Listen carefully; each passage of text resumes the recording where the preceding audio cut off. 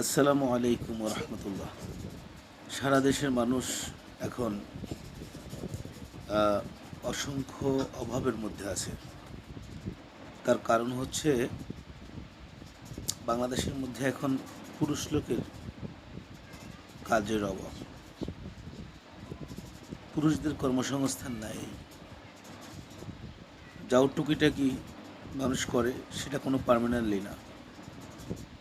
এখন অসংখ্য মানুষ একটা পেশা তৈরি করে নিয়েছিল, সেটা হলো প্রায় সব ধরনের মানুষই মোটামুটি বেকারত্বের অভিশাপ থেকে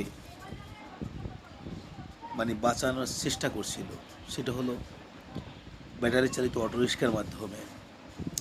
ঢাকা সহ চট্টগ্রামে এই বিএনপির কিছু শীর্ষ পর্যায়ের নেতারা তাদের আদেশে থানা এবং কমিশনার পর্যন্ত তাদের নির্দেশে অটোরিক্সার উপরে দমন পীড়ন চালানো হচ্ছে। একটা অটো চালকের যদি সপ্তাহে 2 বার করে নিয়ে যাওয়া হয় ধরে, এবং ওটাকে ছাড়িয়ে আনতে সময় লাগে 22 দিন। এই 22 দিন পরে আবার আনলো, আবার 1 সপ্তাহ পর আবার নিয়ে গেল। 22 দিন আনতে 3250 টাকা দিতে হয় তাদেরকে। এই 3250 টাকা তো আছেই জরিমানা, তারপরেও আছে 22 দিন যাবৎ গাড়িটা আটকে রাখা হয়। তো সব কিছু মিলিয়ে এখন এই প্রশাসন, বাংলাদেশের প্রশাসনকে আগেও মানুষ ঘৃণা করত, এখনও করে, ভবিষ্যতেও করবে। কারণ প্রশাসনকে মানুষ ঘৃণা করে এই জন্য, প্রশাসন নিরপেক্ষতা হারায়। প্রশাসনকে যেই দলের উচ্চ পর্যায়ের নেতৃবৃন্দ যেভাবে হুকুম করে, প্রশাসনরা ঠিক সেইভাবেই শুনে থাকে।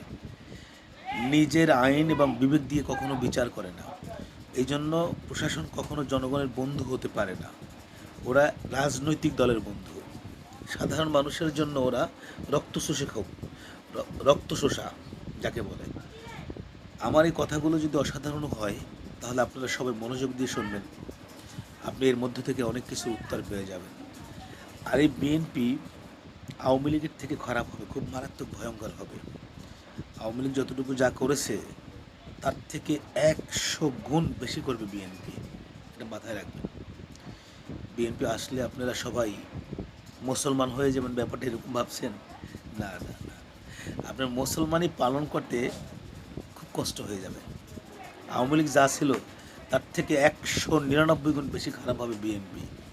কারণ